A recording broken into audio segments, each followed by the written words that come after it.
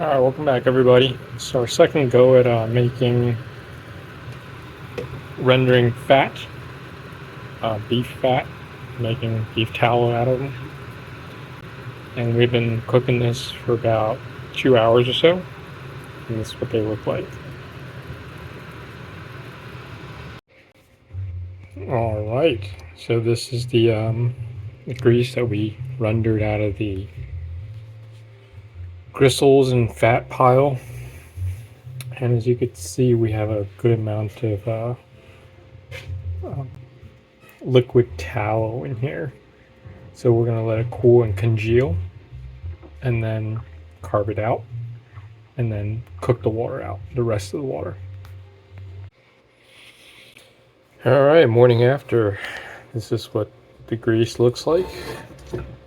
So you can probably see it's not, I mean, yeah, it's solidified up top, but there's water in it, so it's underneath. We're gonna have to cut this out and redeposit it to melt it back down.